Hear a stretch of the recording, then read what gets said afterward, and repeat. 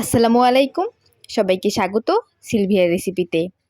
আজকে আমরা বানাবো বাঙালির সবচেয়ে প্রিয় মজাদার খিচুড়ি।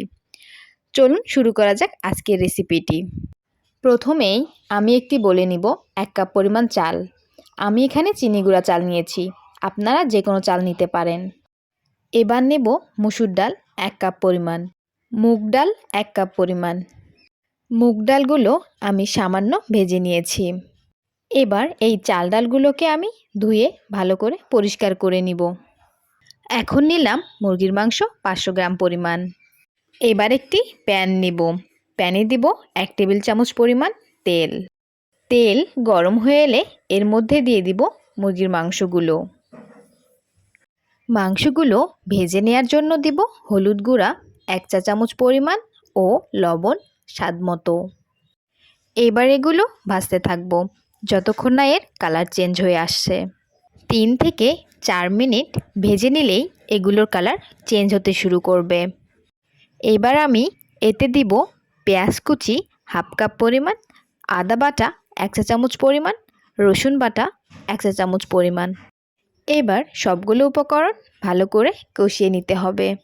2 থেকে 3 মিনিট ধরে কষিয়ে নিয়ে আবারও এতে দিব জিরা গুঁড়া 1 চা চামচ পরিমাণ ও মরিচ গুঁড়া 1 চা চামচ পরিমাণ। আবারও কষিয়ে নিতে হবে। কষানো হয়ে এলে এতে অ্যাড করব পানি 4 কাপ পরিমাণ। এখানে মাংস সিদ্ধ হতে যতটুকু পানি লাগবে সব একেবারেই দিয়ে নিয়েছি। ঢাকনা দিয়ে রেখে দেব 10 মিনিটের মতো। 10 মিনিট পর ঢাকনা খুলে এগুলোকে সাইডে রেখে দিব। এখন আরেকটি পাত্রে তেল দিব 1/2 কাপ পরিমাণ। এতে দিব তেজপাতা 2 টুকরা ও 1 ইঞ্চি পরিমাণ দারচিনি, পেঁয়াজ কুচি 1 কাপ পরিমাণ। এবার ভালো করে কষিয়ে নিতে হবে। পেঁয়াজগুলো হালকা বাদামি বর্ণ হয়ে এলে এতে দিব আদা বাটা 1 চা চামচ পরিমাণ ও রসুন বাটা 1 চা চামচ পরিমাণ।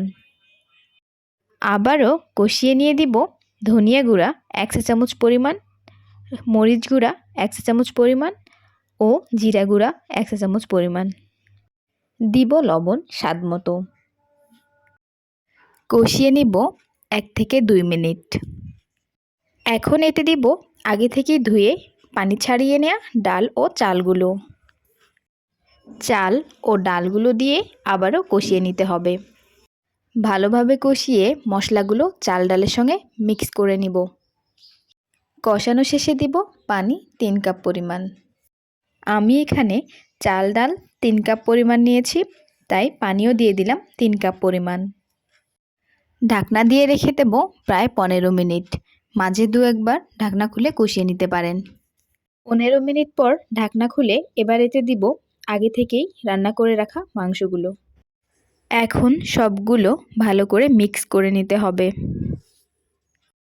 আর এভাবেই তৈরি করুন মজাদার খিচুড়িটি।